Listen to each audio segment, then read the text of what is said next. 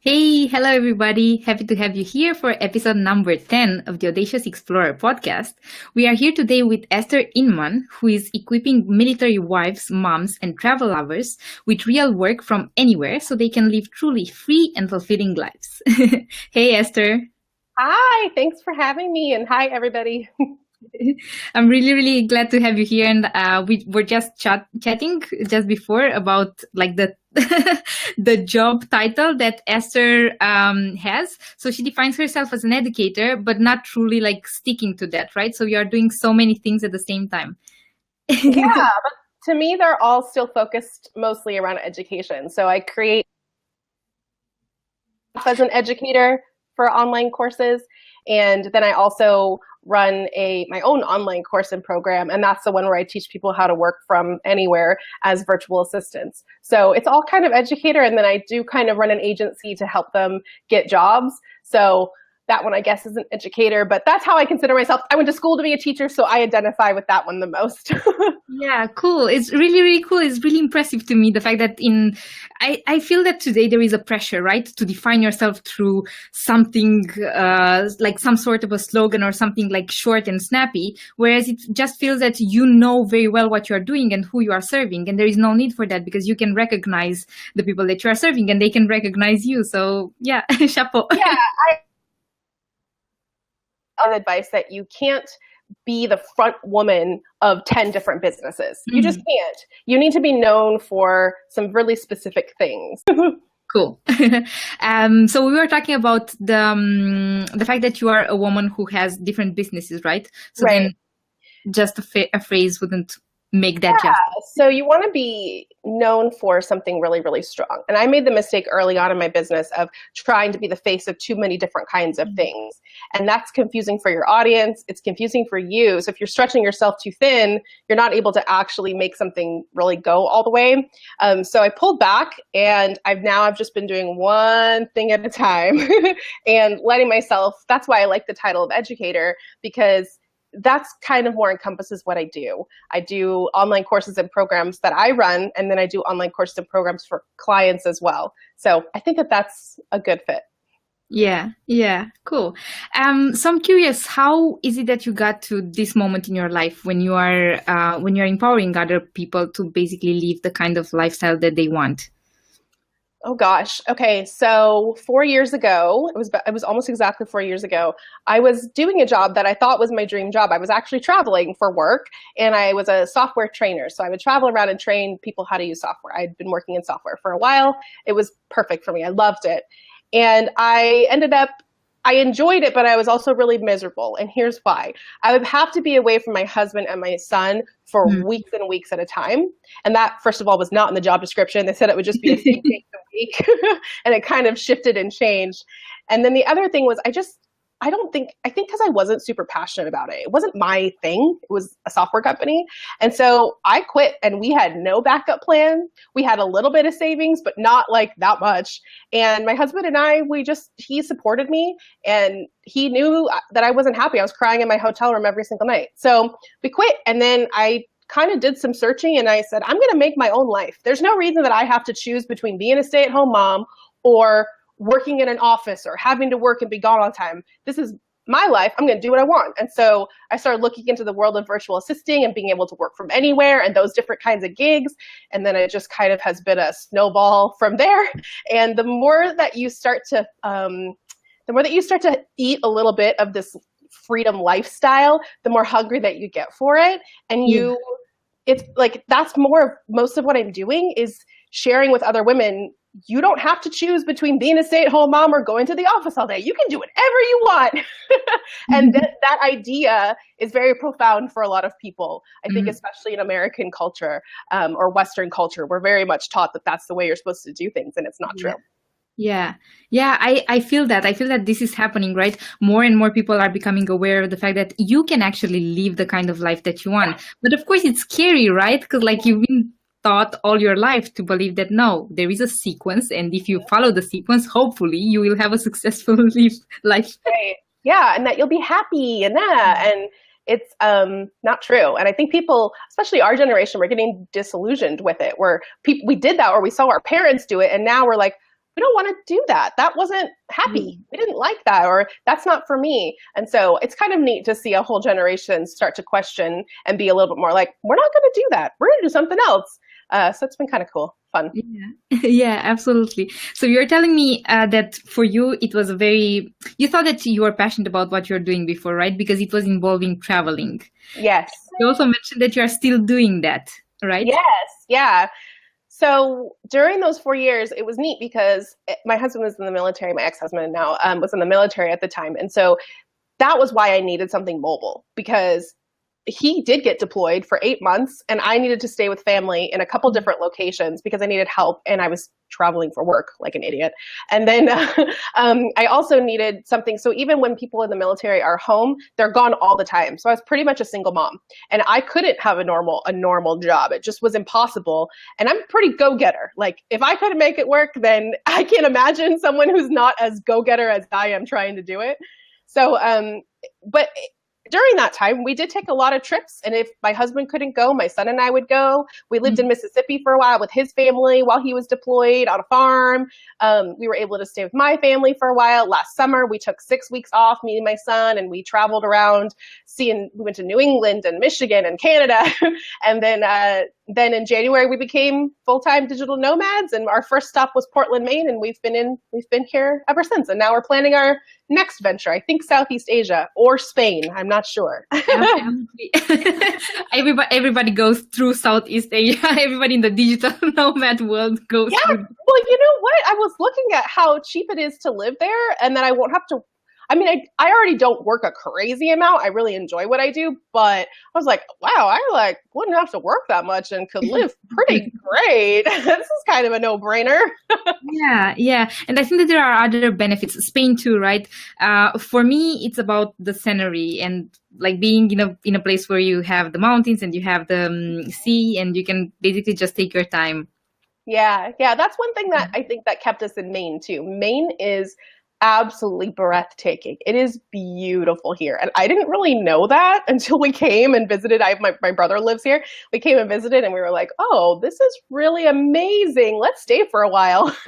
So I agree with you. I think especially when you work from home or from anywhere, it becomes really important to surround yourself with something that's beautiful, whether you're looking out the window or even my own space. Even though I'm here temporarily, I got stuff all over the walls because you need your space and you need your environment to be beautiful. And as an entrepreneur, even more so, because that's what fuels your creativity. Yeah. Oh, I'm really curious about something because I was looking on your Facebook page, and of course you have this creative part too, right? So you have an agency, and then I saw this picture, the Gustav Klimt one, and you said it's one of your favorite painters. Yeah, hands down my favorite painter. Yeah, I've been an art lover a long time, and I guess I didn't realize that I was creative until maybe a year and a half ago. But when I traveled throughout Europe, every time I go, I literally plan my trips around the art pieces that I want to see. So I will pick, I got to go to this city so I can go see these pieces. And I love it. Klimt is my favorite. And I've read his biography and stories about him. He's just a really fascinating person, and his art pieces to me are just incredible and ahead of his time. I love his stuff. I should post more of it. Yeah.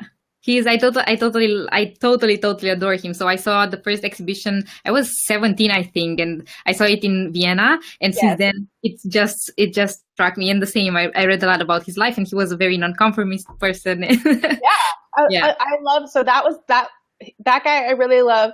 And I also love the modern artists out of Paris during that time period, like the Monet, the Manet, the Renoirs. I've read a couple biographies about them and they were fascinating. It's all really interesting. And so when I go to museums and I look at the art, it makes it all come alive, because to me, I'm like having a conversation with them in my head of, why did you paint this? What was going on at the time? What were you trying to represent? I don't know. I'm totally a nerd about that kind of stuff. But all of that art and creativity, all of it fuels your business and it fuels what you do in your life. And so the more that you take it in, even just visually, but on top of it, if you can, do anything with physically as well, the better that it spurs you on and the more that you're able to create things yourself. Yeah, I love that. I love that passion around creation. I think that what we were talking about, right? Freedom. I think that it comes a lot from that space where it's much safer, right? To be paid by somebody and to be like, to be working for somebody, even if it's a great company and you really want to be a part of that. But there is something about the capacity of creating things that some people are just obsessed with. And when you have this obsession with creating your own thing, you just can't unknow it, and you just can't go to being an employee. It's true. It's like what I said, you take a little bite and then the hunger, it just like gets worse and worse. Yeah, you can't stop. And I think that's why there's so many serial entrepreneurs, in that we like can't stop creating businesses. Yeah. I'm curious about this thing. So you told me that you started, you had several businesses, and at one point you realized that you have to give your attention and your resources to one and basically grow that one, right? Did you have at that moment a business system? So like some steps that anybody who's watching this video could also implement and learn from you? Oh, sure. Okay. So I never have invested in a coach, and I've never invested in formal training. So I had to learn the hard way as I went, and just from reading books. And a lot of the clients that I had the honor of working with, I've worked with some pretty high-end clients in the space, in the internet marketing space. You know, when you're creating content for them, you get to learn a lot. So it's actually one of the cool things about it. And then I just had to implement it. But the biggest thing I think is, the first one is knowing where you want to go with it.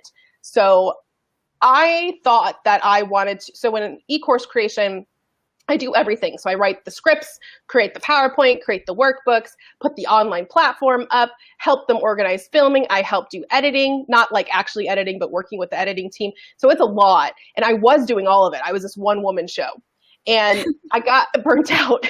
A surprise! And you only have so many hours in the day. So you have to start to realize, okay, am I going to start charging a lot more, or am I going to expand my team so then I don't have to work so much, and then we can take on more clients? So those are the kinds of decisions that you have to start making. It always is going to come down to the kind of life that you want to lead. And that's really what it comes down to, is do you want to manage a team and have that be more of what you do? Or do you want to keep being in the creative part?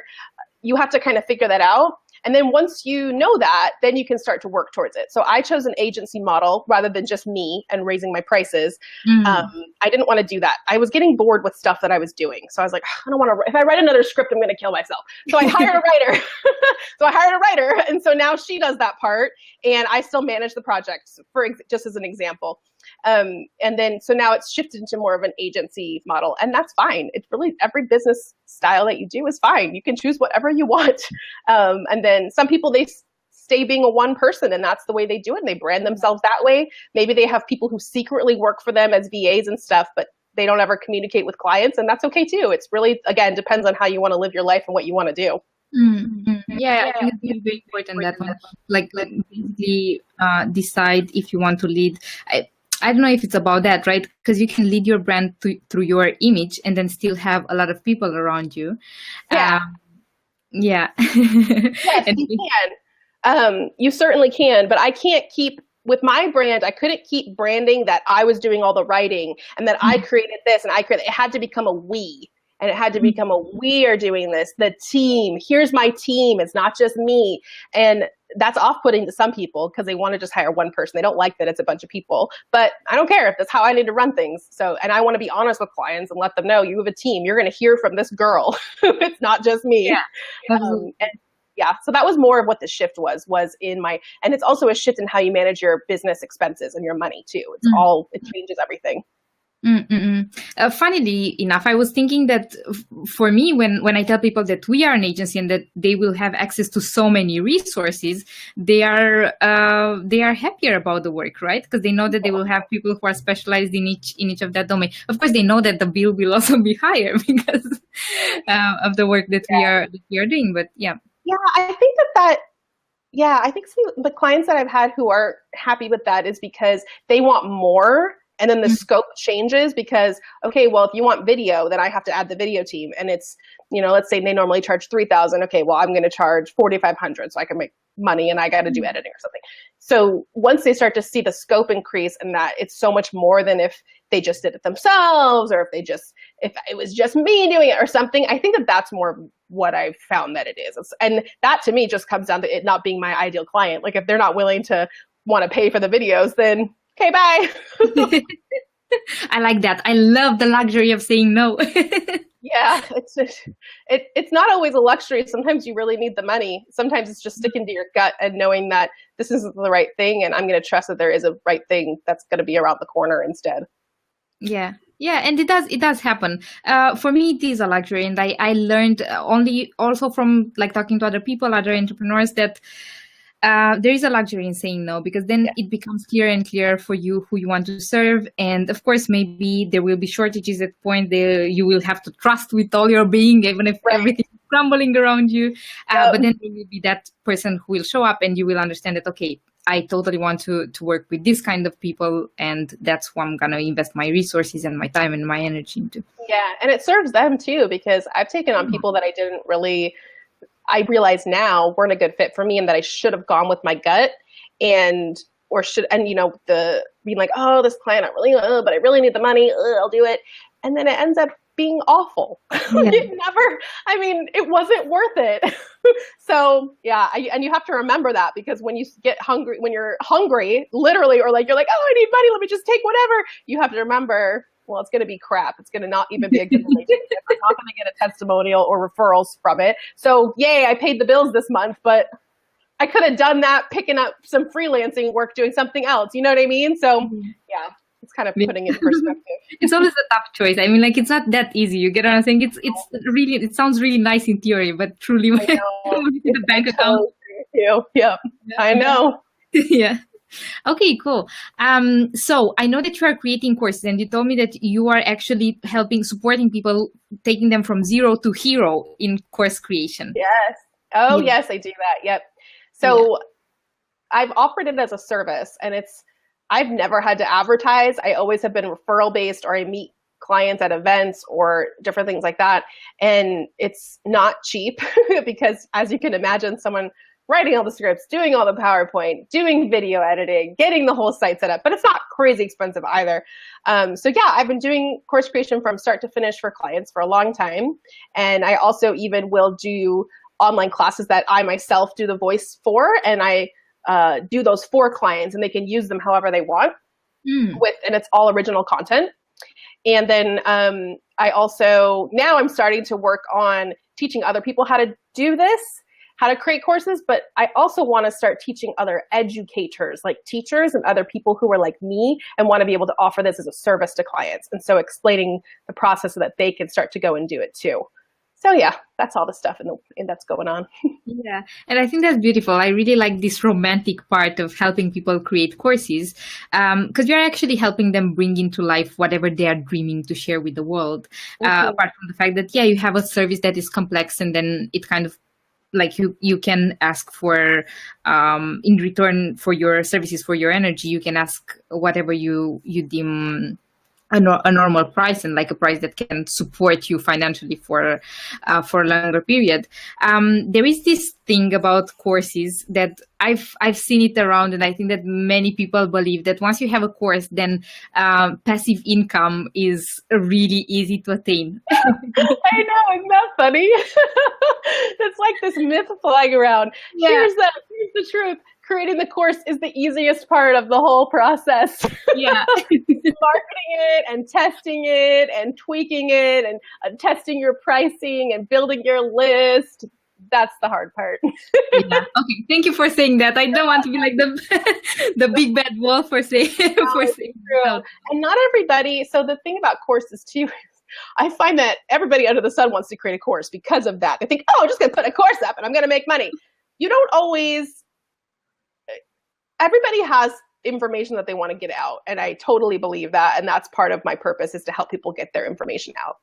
But not everybody already has a list. They don't have a platform. They don't have a clear message. They haven't done any testing to see if the ideas are even viable to create a course. And so please keep that in mind.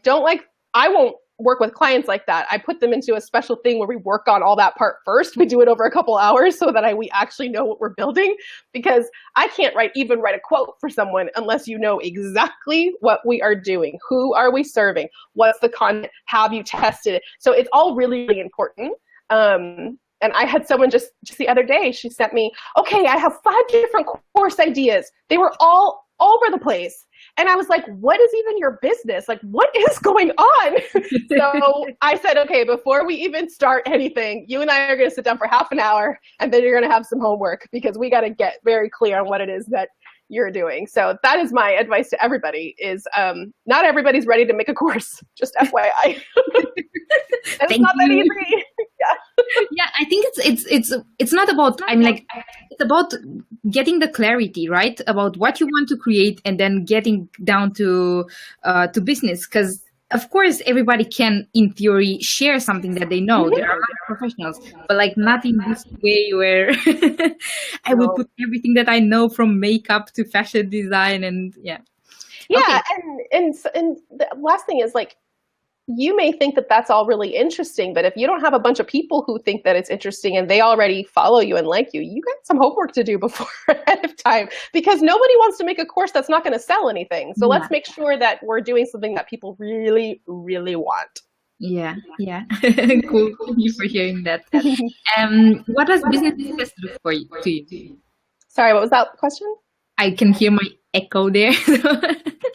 What is business success? What does business success look for you? That has changed so much for me over the last few years. And I love that. And I love that about the entrepreneur journey is that, and just the journey of being a person, you know, what my life looked like when I first started out 4 years ago.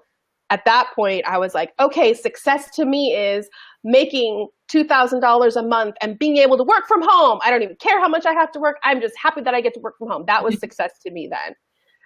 Then I would say, even just like a year and a half ago, I want $10,000 a month. I want to be 100K. This is what I want. That's success to me. And I want to be able to work 20 hours a week. Ha ha ha. Not a lot of people get to do that, by the way. You hear that a lot thrown around on the internet. It's a lot of work to get there. So now I'm kind of shifting, and I enjoy my work a lot more because I'm focusing more on the things I actually want to be doing. I'm okay with making less money, and I'm okay with living somewhere like Southeast Asia in a studio in Portland that I pay by the week, and it's like nothing, and I love my life here. Shifting my lifestyle, so $4,000, $5,000 a month, whatever the number, is a big number, and I can do a lot of stuff with it, and I'm happy, and it's great. And that might, again, it might shift. Some months I make way more, some months I make less, and that's okay too.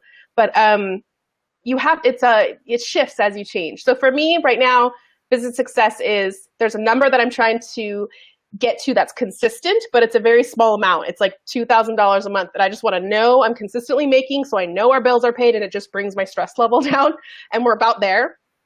Because otherwise my stuff is very project-based or based on marketing or when my program's open for enrollment or not. And I love those months. I make a killing during those months, but it's too stressful to me to like not be able to have it more consistent. So that's actually probably my only goal. And then I'm really loving living places that are cheaper and making our lifestyle very simple, very, very simple. I don't have a car. We live in a studio, and it's furnished, and it's so cheap, and a beautiful 100-year-old house. Like, it's awesome. So success is so different to everybody. And we're going to go to Bali soon. Like, why does it have to be, I want to make $10,000 a year, and I want to have this big house and have a car, and I want to send my kids to this fancy school? Like, not for me. I'm just curious about that because you brought your boy. So you just told me before that your boy is like your best friend. You are best buddies, and you are planning to travel with him. So how is it gonna happen with school, homeschooling, unschooling? Oh, so when we first came out here, I had already pulled him out of school because he wasn't doing well.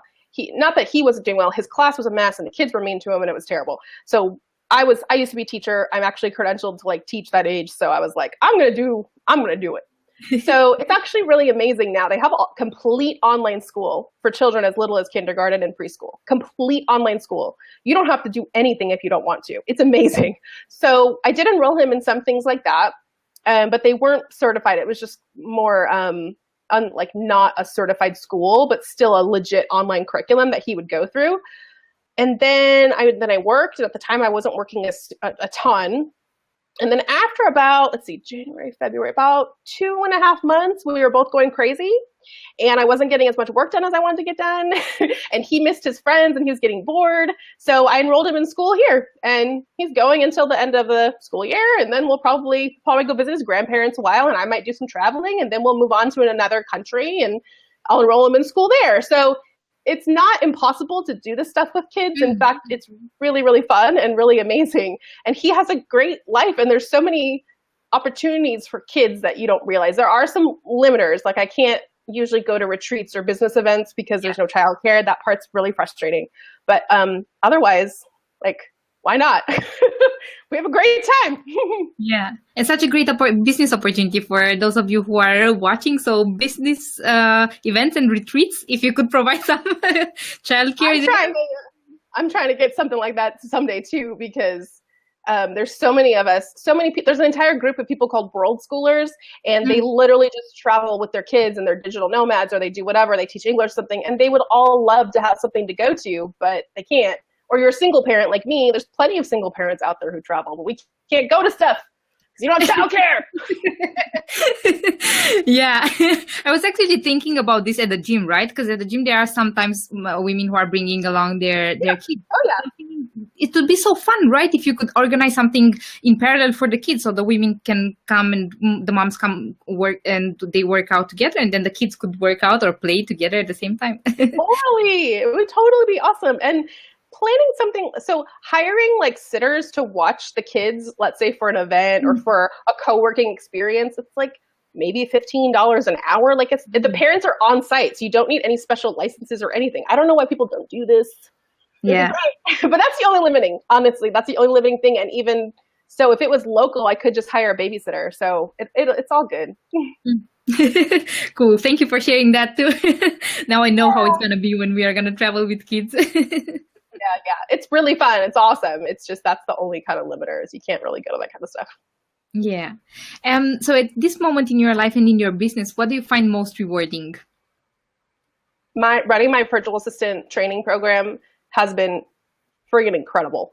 It's been, I get like teary-eyed talking about it. So I did this initially with a couple military wives from my community, because I stopped being a VA and I was focusing on just doing courses.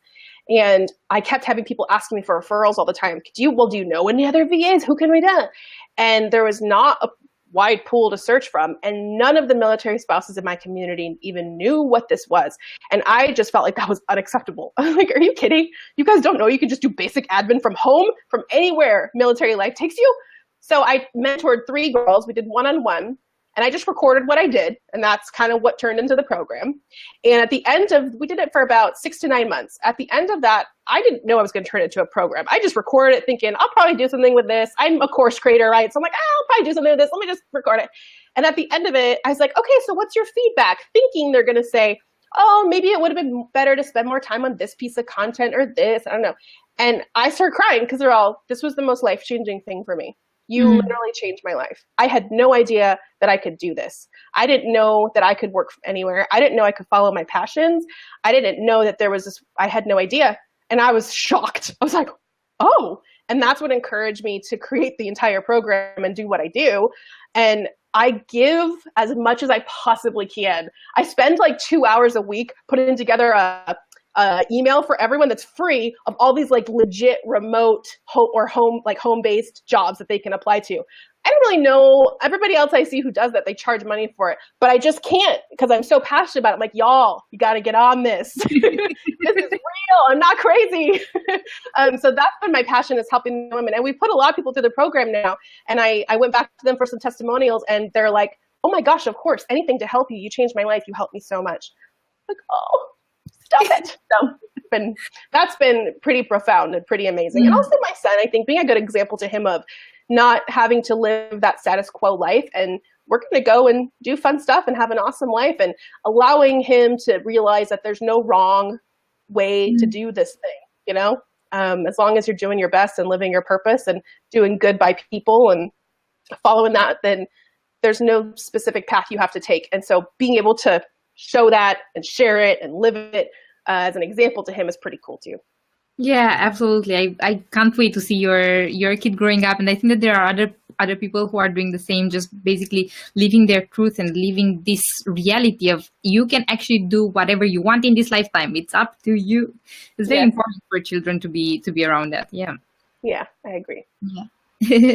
Cool. Thank you very much for sharing that. I have one last question, which is very much related with Klimt. And so I know that you are very much inspired by art, right? Yeah. What else inspires you? Who else inspires you?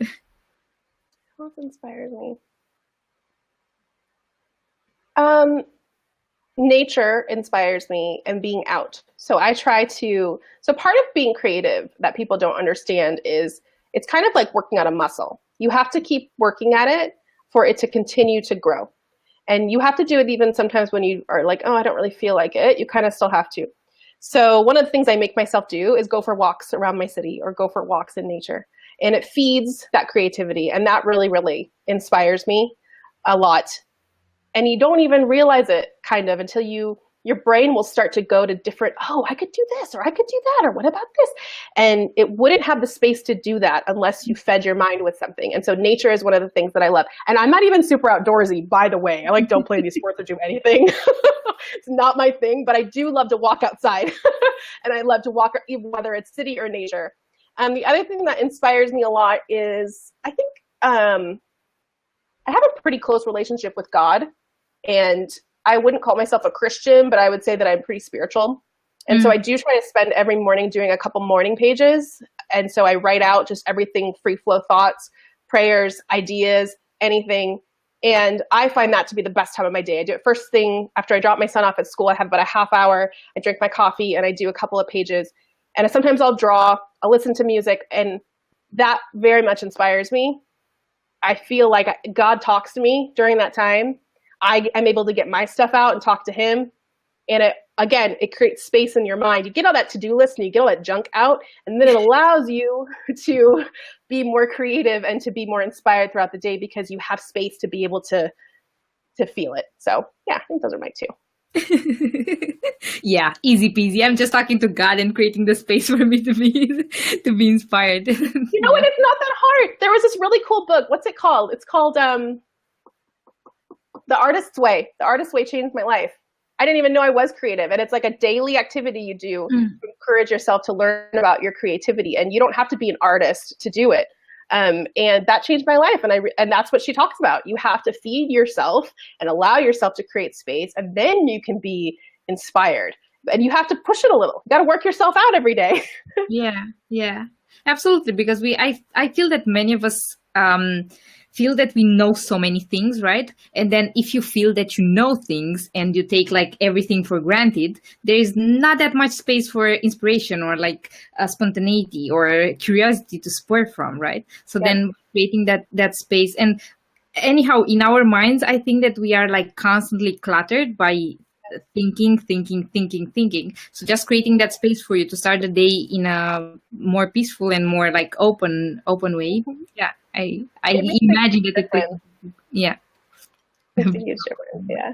And then just finding things to do. We took a painting class on the weekend just for fun, or I'll draw. I got a calligraphy pen and I looked up some videos to try. Just do stuff. And I'm telling you, when you turn the computer off, when you turn your phone off, and you allow yourself to have that time, whatever it may be, you don't even have to be good. You guys, I'm not good at any of this stuff, okay? You don't have to be good. But it is sometimes the most productive time in my business.